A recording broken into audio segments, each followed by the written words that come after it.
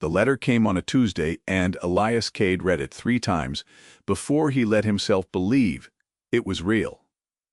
Not because the words were complicated, because they were plain, and plainness was a thing he had learned not to trust. Not since the bank started sending its own letters, the ones with the red stamp in the corner that he kept folded at the bottom of a drawer, underneath a photograph of a woman who was no longer living and a ring she never got to wear on the hand that mattered.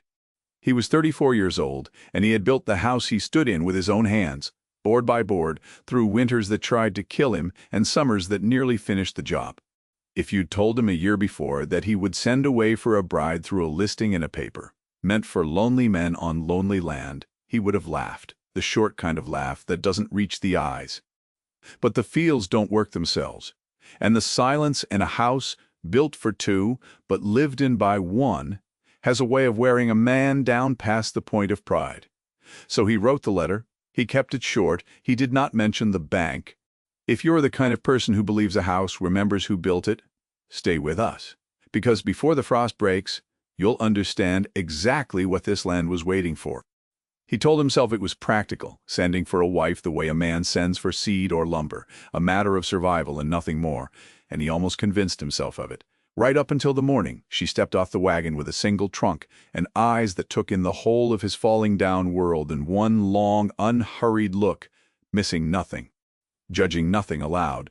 Her name was Ruth Calloway, and she did not flinch at the crooked porch step or the fence that leaned like a tired old man. She only nodded, once, the way a person nods at a fact rather than a surprise, and said, "We'll want to fix that step before someone breaks a leg on it." Not a greeting, not small talk, a plan. Elias stood there with his hat in his hands, feeling foolish and grateful in equal measure, and understood, though he could not have said it in words yet, that the woman standing in his dooryard had brought something with her that the land had been missing for a long, long time. What he did not know, what he could not have known from a handful of letters exchanged across a winter, was that Ruth Calloway had not come to him empty-handed in the way most women arriving by that kind of arrangement came empty-handed. She had come with a past, folded up small and tucked away, the way a woman tucks away a thing, too heavy to carry openly, but too important to leave behind. She had come, too, with a particular and quiet understanding of ledgers, of banks, of the language men in city offices used when they wanted to take something from people who didn't know how to read the fine print. She did not mention this on the first day, or the second, or the third. She simply set down her trunk, rolled up her sleeves, and began fixing the step. The house itself told its own story to anyone who cared to look. And Ruth was a woman who looked. She noticed the good bones of the place before she noticed its wounds, the way the beams were set true, the way the windows caught the morning light on purpose and not by accident, the way somebody had once cared enough to make a house instead of just a shelter. She noticed, too, the wounds, a roof patched in a hurry, a barn door that hung slightly wrong, as if repaired by a man too tired or too grieved to measure twice, a kitchen with exactly enough dishes for one person and a cup that didn't match the rest, kept apart on a high shelf like a small shrine nobody spoke of. She did not ask about the cup, not yet. She understood, in the particular way of a woman who has buried her own quiet griefs, that some things are shown before they are explained, and that asking too soon closes a door that patience might otherwise open on its own.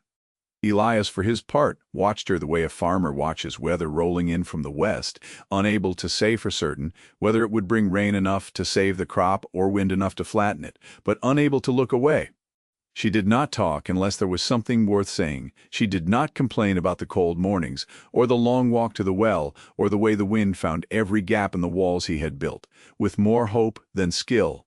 She worked. She fixed the step, true to her word, using a level she had produced from her trunk as though it were the most natural thing in the world for a bride to travel with a level and a hand plane instead of lace and ribbon. When he asked, half in jest, whether she had come to marry him or to inspect his carpentry, she looked at him steadily and said, "Maybe I can't tell the difference." That was the first time he came close to smiling in months, and it surprised him more than it surprised her. The days took on a shape, neither of them named aloud, but both of them recognized. Mornings began before the sun, with the smell of wood smoke and the sound of the well bucket creaking on its rope. Ruth learned the rhythms of the land the way she seemed to learn everything, quickly and without complaint, asking practical questions and remembering the answers the first time she was given them. Theolis found himself explaining things he hadn't explained to anyone in years, not because she needed the explanation, but because saying them aloud to someone who listened without judgment loosened something in his chest that had been tight for a long time. He told her about the soil, which fields drained well and which turned to mud after a hard rain, which corner of the north pasture had good grazing and which had been cursed, in his father's words, since before he was born. He did not tell her about the bank. Not yet. Some nights after supper, they sat on the porch he had built with his own 2 hands, watching the light go long and gold over the fields, saying very little. And it was in that little that Elias began to understand something he had not expected to understand so soon. He was not lonely in her company. It was for a man who had spent years mistaking silence for peace, a small and dangerous kind of miracle. But land like his does not go unnoticed forever, not when it sits close enough to a river that men with money and no calluses on their hands begin to imagine what they might do with it if it were theirs, instead of his. The pressure had been building for longer than Ruth knew, longer even than the letter that had brought her west. A man named Whitfield Marsh, who ran the bank in town with the easy confidence of someone who had never once gone hungry, had taken a particular interest in Elias Cade's mortgage the moment the river survey came back promising. Marsh did not deal in threats. He dealt in deadlines, in paperwork, in interest calculated to the day, and in the quiet confidence of a man who believed poor people were poor because they lacked the sense to be otherwise. He had extended the loan once out of what he called goodwill, and Elias understood to be patience running thin, and now the note was due, and the auction notice sat folded in that same drawer, beneath the photograph, waiting like a held breath. Elias had not told Ruth. He told himself it was because there was nothing to be done about it yet, that a wife should not be burdened with a husband's debts before she'd had time to decide whether she wanted the husband at all. The truth, closer to the bone, was that he was ashamed. He had built this house with his hands and lost it, or nearly lost it, with a signature. That kind of shame does not come out easily, even for practical men, even under gentle questioning. It was a Sunday, cold enough that the water in the trough had gone to a thin skin of ice, when Whitfield Marsh rode out to the property himself, which he had never done before, always preferring to send his notices by mail, like a man who didn't want to see the faces attached to the debts he collected. He sat his horse at the edge of the yard, not dismounting the way a man does when he wants it understood that his visit is brief and his patience briefer. Elias came out to meet him, hat in hand out of old habit rather than respect, and Ruth stood in the doorway behind him, wiping flour from her hands onto her apron, watching with the same still attention she gave to everything. Marsh did not waste words. He said the auction stood, that the bank had been patient enough, that a man ought to have known better than to build a life on land he couldn't afford to keep. He said it the way men like him always said such things, with a kind of weary boredom, as if the ruin of another family were simply a Tuesday to be gotten through before supper. Elias said nothing. There was nothing to say that hadn't already been said in the numbers, and numbers, unlike men, don't care how hard you worked or how many winters you survived to keep something standing. It was Ruth who stepped forward, and it was Ruth's voice, calm and level as the tool she'd carried across half a country in her trunk, that stopped Marsh's horse from turning away. "What exactly," she asked, "is owed? And by when?" Marsh looked at her the way men like him always looked at women who spoke plainly, with a flicker of surprise quickly smoothed into condescension, and told her the sum as though it were a number large enough to end any conversation on its own. Ruth did not blink. She said only, 2 weeks. Then, we'll have it. And she went back inside to finish the bread, leaving both men standing in the cold, each wondering, for entirely different reasons, whether she meant it. Elias followed her inside, and for the first time since she'd arrived, his voice cracked open with something that was not quite anger and not quite despair, but a rough mixture of both. He asked her how exactly she intended to raise a sum like that in 2 weeks, on a farm that couldn't raise it in 2 years, and whether she understood what she'd just promised a man who did not forget promises made in front of him. Ruth set down the bread knife, wiped her hands, and looked at him with an expression he hadn't seen on her before, something tired and old and carrying more history than she'd yet let him see. She said, "I understand exactly what I promised." And then, after a pause that felt longer than it was, she said the words that would begin unraveling everything he thought he understood about the woman standing in his kitchen. "Before I came here, I wasn't just anybody's daughter, Elias. My father ran 3 banks bigger than the one that man rides for. I know the language they speak better than they know it themselves. And I know things about Whitfield Marsh's business that would make him very interested in leaving this farm alone." The silence that followed was the kind that changes a room permanently. Elias stood there with the cold still clinging to his coat, staring at a woman he had married as a stranger, and was only now, in this moment, beginning to truly meet. The truth came out slowly over the following days, the way truths do when they've been carried a long way and grown heavy with the carrying. Ruth's father, it turned out, had built a banking fortune in the East before losing it, and himself, to a scandal involving men very much like Whitfield Marsh. Men who smiled at farmers while quietly bleeding them dry through interest rates buried in paperwork nobody, without her particular education, could untangle. Ruth had watched it happen. She had watched good, hard-working families lose everything to arrangements that were, on paper, perfectly legal, and she had watched her own father's name become a byword for exactly the kind of arrogance she despised, even though he himself had once been the man doing the bleeding. She had left that world entirely, had answered an advertisement for a mail-order bride, not out of desperation, but out of a fierce, specific desire to build something honest with her own 2 hands, far from marble floors and men who mistook cruelty for cleverness. She had not told Elias any of this because she had wanted for the first time in her life to be seen for herself and not for the weight of a name or a fortune or a scandal. Elias listened to all of it without interrupting, and when she finished, he asked the only question that mattered to him. "Why didn't you tell me sooner?" And Ruth answered, quiet and unflinching, "Because I wanted you to marry me, not my father's name. And you did."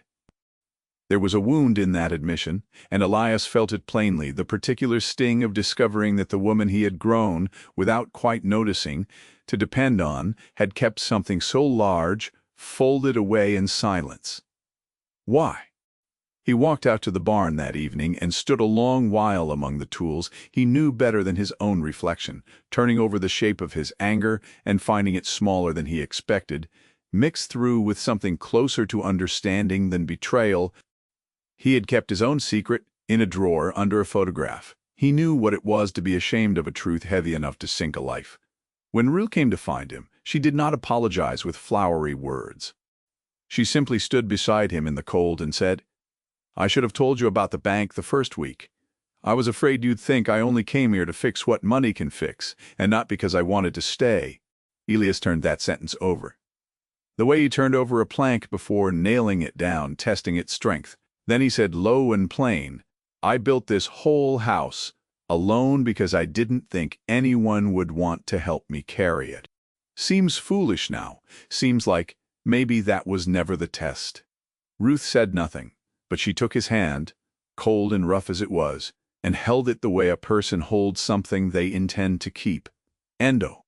2 weeks came faster than either of them wanted, the way deadlines do, and on the morning of the auction, the yard filled with the kind of crowd that gathers less out of sympathy than curiosity. Farmers and townsfolk and men from the bank standing in the frost-hardened dirt, waiting to see whether the Cade place would finally change hands.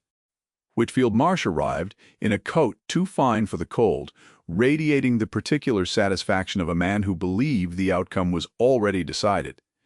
What he had not accounted for, what no one in that crowd had accounted for, was Ruth Calloway stepping forward not with cash in hand, but with a folder of documents she had spent 2 weeks gathering through letters to old associates of her father, men who owed her family favors and who, out of guilt or old loyalty, had been willing to dig quietly through records that showed exactly how Whitfield Marsh had structured loans across the county to guarantee defaults Exactly how he had manipulated interest terms on farms just like this one, and exactly how a certain state examiner would be very interested in reviewing his ledgers should the story ever reach the capital. She did not raise her voice. She did not need to. She simply handed the folder to Marsh in front of the assembled crowd and said, "You can proceed with the auction if you like. Or you can extend the note another season, quietly, and we can both forget this morning ever happened." Marsh's face went through several colors before settling on the gray of a man doing arithmetic he did not want to do in public. He extended the note. The crowd, sensing they had witnessed something they would talk about for years without ever fully understanding it, began to disperse into the cold, and Elias stood on his own porch step, the one Ruth had fixed the very first day, watching the woman he had sent for as a stranger walk back toward him as something entirely different. The seasons turned, as seasons do, indifferent to the dramas played out beneath them, and the Cade farm did not become wealthy, not in the way Marsh or men like him measured wealth, but it became whole. The fence got mended, plank by plank, the two of them working it together on evenings when the light went long and gold, and the crooked barn door was finally rehung. True. Ruth never went back to the world she'd come from, never rode to claim whatever remained of a name that had once meant something in cities far away, choosing instead the particular satisfaction of building a life plank by plank alongside a man who had learned, slowly, that carrying a burden with someone was not the same as being unable to carry it alone. The high shelf in the kitchen still held that single mismatched cup, but one evening, without either of them remarking on it, Ruth set a second cup beside it. And Elias, seeing it there the next morning, understood it as the quiet kind of vow that people like them were built to make, the kind spoken through action rather than words. Years later, when their own children asked how their parents had met, Ruth would only say that their father had sent for a bride before an auction and that she had walked in and stopped the bank from taking everything, which was true, though never the whole of it. The whole of it lived in smaller places, in a mended step, in a level packed at the bottom of a trunk, in a folder of quiet truths handed over on a cold morning, and in two cups, sitting side by side on a high shelf, proof that a house built by one lonely pair of hands could still, given time and trust and the right kind of stranger, become a home built by two.